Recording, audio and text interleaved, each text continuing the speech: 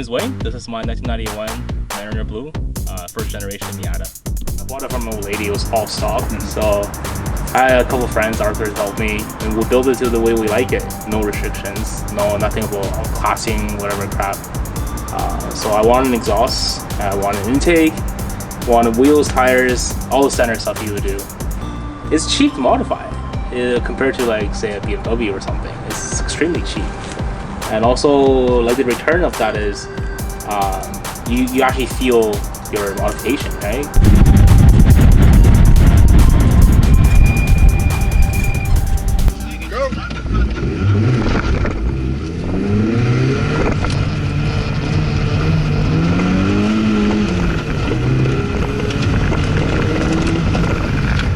I had a lot of fun in autocross. I mostly built this for autocross.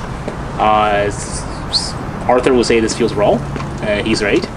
You feel all the bumps. You feel all the shake and everything. Scary, like I just felt today. But yeah.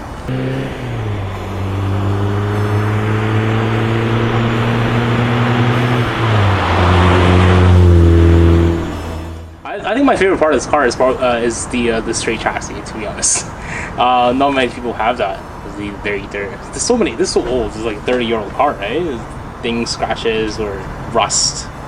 It's really, really clean car. It's never really failed me except for that time at Ridge. But I still made home, so very reliable, these cars.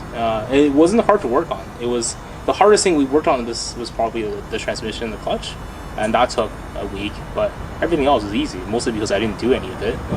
It's not a difficult car to work with. That's why I like it. It's a good car to learn, both for driving and for to become a mechanic. To be honest, just a backyard mechanic. Nothing major, right?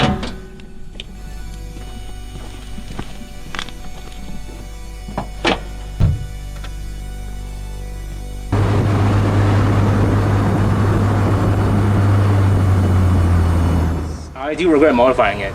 So I was like, okay. So I took the car to autocross for a couple times on e-stock, actually, without any modification.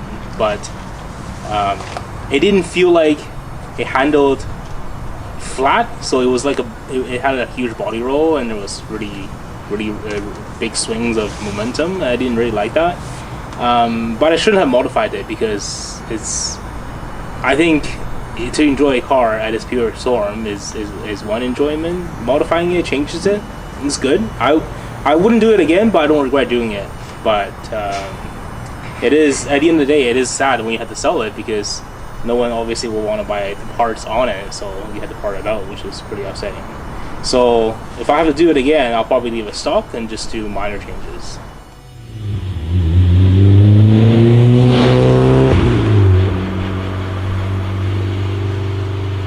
So there's a couple reasons why I'm getting rid of it. It's mostly my parents. So they've sat in this car, they've also driven this car, and they said it was, there's no airbags, there's no bracings, there's no safety features. Your knee is straight up against your dashboard.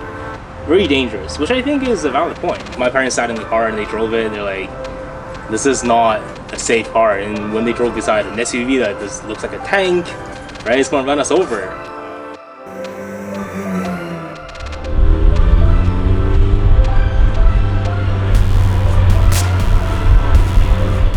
But I really like the formula for the Miata, right? So front engine, rear wheel drive, manual gearbox in the middle. I don't want to give that up. So ND is a good option because ND feels like a Miata but with more stuff. This car, right? When you change the directions, you know everything from the steering wheel. ND obviously has the electric power steering. It's not as mute as some of the other cars that I've driven, but it's definitely have less feeling than this. So that's one thing about the ND. So I just picked up a fourth generation ND. It's easy to call ND, people just say MX-5. It's a 30th anniversary, so the reason why we bought that one is because my dad really wanted to keep that car for a long time. So to keep it a long time, might as well buy a special edition. And if you price it out, it's not that much more expensive than the standard ND, and you get many extra features. And I like the orange. The orange is really nice. It's really vibrant in real person. So yeah, but to make room, unfortunately, this has to go. We don't have natural garage space for the car. If I had space, I would keep both, but I don't. This car is a door, because through this car I've met a lot of people that I wouldn't have met if I didn't have this car. So first of all, I met the interviewer today, and I've met a lot of people that he knows.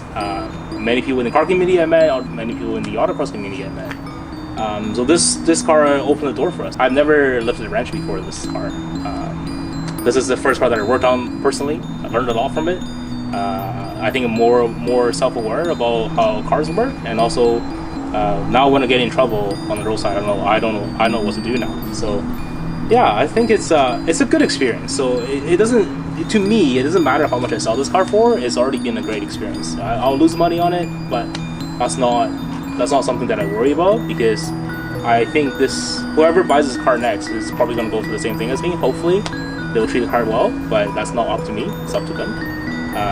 But yeah, I think everyone should own a Miata in their life sometimes, because it teaches you a lot. Teaches you about driving, teaches you about experiences, teaches you about the community. So I think it's a wonderful thing.